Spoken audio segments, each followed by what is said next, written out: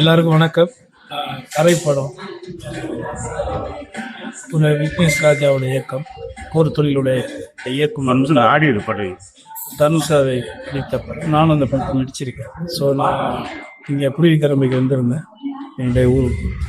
So அப்படியே அந்த படம் ரிலீஸ் ஆனதுனால நானும் நடித்ததுனால இந்த சாந்தி தேட்டரில் வந்து குடும்பம் ரொம்ப நாள் கழித்து ஒரு நேர்த்தியான ஒரு படம், அதாவது ஒரு இயக்குனர் படம். ஒரு தனுஷ்னு ஒரு மிகப்பெரிய ஒரு ஹீரோ இந்த படத்தில் இருந்தால் அதை தாண்டி ஒரு இயக்குனராக, ஒரு இயக்குனரின் படமாக இந்த படம் அமைஞ்சிருக்கு.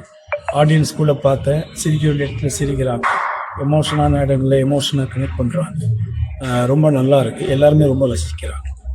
வாழ்த்துக்கும் இயக்குனருக்கும், அந்த படத்தை தயாரித்த ஐஸ்வர்யா அண்ணன் அவர்களுக்கும், வேல்ஸ் கம்பெனி, அதில் ஒர்க் பண்ண அத்தனை டெக்னீஷியன், குறிப்பாக cameraman, music director GIF Prakash, இவங்களுடைய ஒர்க்கனை ரொம்ப எக்ஸ்ட்ரானரியாக ஒரு நிறைவான, ஒரு யதார்த்தமான, மிகைப்படுத்தப்படாத, அவர் என்ன கதையை எடுத்து சொல்ல வந்தாரோ அந்த கதையை ரொம்ப அழகாக நேர்த்தியாக, ஒரு சின்ன ஒரு குறை கூட சொல்ல முடியாத அளவுக்கு இந்த படம் அமைஞ்சிருக்கு. ஆகவே இதில் எல்லாருக்கும் ஒர்க் பண்ண இன்க்ளூடிங் எனக்கு சேர்த்து என்னுடைய வாழ்த்துக்கள் நான் தரேன். இல்லைங்க, நம்ம வந்து தேர்தலில் நின்றுருக்கோம், நம்ம களத்தில் வேலை செஞ்சுருக்கோம், அதனால் நேரடியாக மக்களை சந்திச்சிருக்கோம். ஒரு 2 லட்சத்து என்னுடைய தொகுதியில் பார்த்தீங்கன்னா 2,78,124 வாக்காளர். ஏன்னா இதில் நீங்கள் ஒரு 10 பேருக்கு போயிட்டு கருத்து கேட்டுட்டு அதில் உங்களுக்கு ஒவ்வொரு சேனலுக்கும் ஒவ்வொரு பேக்ட்ராப் இருக்குது, பேக்ரவுண்ட் இருக்குது, ஒவ்வொரு பத்திரிகைக்கும் ஒரு பேக்ட்ராப் இருக்குது. ஸோ நேற்றே நீங்கள் அந்த கவனித்து பார்த்தீங்கன்னா பொதுமக்களும் கவனிச்சிருப்பாங்க. அதாவது கரெக்டாக 6:30க்கு ஒரு 5 சேனல்ஸ், அந்த 5 இது மாதிரி கருத்துக்களை கேட்ட நிறுவனங்கள், ஒரு 5 நிறுவனங்கள், எல்லாமே தனியார் நிறுவனங்கள் தான். அந்த 5 பேருமே வந்து தளபதியினுடைய ஆட்சி மீண்டும் தொடரும் அப்படிங்கிறத சொல்லியிருக்காங்க.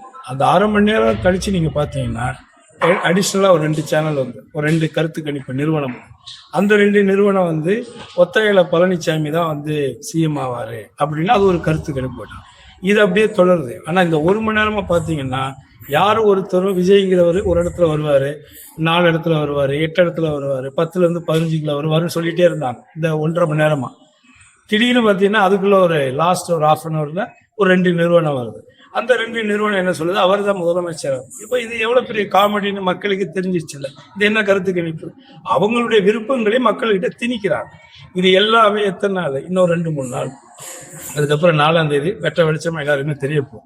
அப்போது நான் சொல்கிறேன், மக்களுக்கான திட்டங்களை நிறைவேற்றிய காரணத்தினாலும், கடந்த 5 ஆண்டுகள் சிறப்பான ஆட்சியை, மக்களுக்கான ஆட்சியை செய்ததாலும், எவ்வளவு நீங்கள் எவ்வளோ கேம் விளையாண்டாலும் எல்லாத்தையும் மீறி தளபதியினுடைய ஆட்சி மீண்டும் தமிழ்நாட்டில்ங்கிறது என்னுடைய அசைக்க முடியாது. எஸ்ஐஆர் வந்து ஒரு முக்கியமான காரணம். அதில் வந்து குறிப்பாக பார்த்தீங்கன்னா எஸ்ஐஆருக்கு முன்னாடி வந்து வெளிநாடுகளில் இருக்கக்கூடியவங்க, அதே மாதிரி ஃபாரினில் வேலை செய்யக்கூடியவங்க, நீண்ட நாட்கள் வாக்களிக்காமல் இருந்தவங்க, இந்த மாதிரியான வாக்காளர்களை கணக்கெடுத்து இறந்து போனவர்கள், இப்படி எல்லாரையும் கணக்கெடுத்து அவர்களை வந்து நிவர்த்தி பண்ணியிருக்காங்க. ஸோ அந்த விதத்தில் உங்களுக்கு வந்து இப்போ இருக்கிற மக்கள் வாக்களிக்கின்றது அது வந்து அதிகமான ஒரு பர்சன்டேஜை பார்க்கணும். அதையும் தாண்டி பெண்கள், இப்போ என்னுடைய தொகுதியை வச்சு பார்த்தோம்னாக்க என்னுடைய தொகுதியில் 13-14% வந்து அதிகமாக வந்து பெண்கள் வாக்களிச்சிருக்காங்க. ஸோ அதனால் இது ஒரு ஆரோக்கியமான விஷயம் தான். ஸோ அது போக நிறைய நியூ கமர்ஸ் எலெக்ஷனில் போட்டிடுறாங்க, ஒரு 5 முனை போட்டி நடந்திருக்கு. ஸோ வாக்குகள் பிரிஞ்சு இருக்கும். அதனால் ஏற்கனவே திராவிட முன்னேற்ற கழகத்தினுடைய நிரந்தரமாக அந்த கொள்கையில் பிடிப்பால் இருக்கக்கூடிய மாநில சுயாட்சி காப்பாற்றப்படும், தமிழர்களுடைய உரிமைகள் பாதுகாக்கப்பட்டு நினைக்கக்கூடிய தளபதி தலைமையிலான ஒரு திராவிட முன்னேற்ற கழகம், அதை கடந்த ஒரு 23 மதசார்பற்ற ஒரு மாநிலமாக, ஒரு சுயமரியாதையான ஒரு மாநிலமாக, ஒரு தன்னெழுச்சியான தன்னுடைய வருமானத்தின் வருவாயிலிருந்து மக்களுக்கான நலத்திட்டங்களை செயல்படுத்தக்கூடிய ஒரு முதலமைச்சராக இருக்கக்கூடிய காரணத்தால் கொள்கையின் பிடிப்பில் இருக்கக்கூடிய அந்த 23 கூட்டணி கட்சியினுடைய தோழமையோடு நிச்சயமாக மீண்டும் 200க்கும் மேற்பட்ட தொகுதிகளிலே வெற்றி பெற்று ஒரு அசுர பலத்தோடு ஆட்சியை மீண்டும் அமைப்பார் அண்ணன் தளபதி ஸ்டாலின் அவர்கள். அப்படி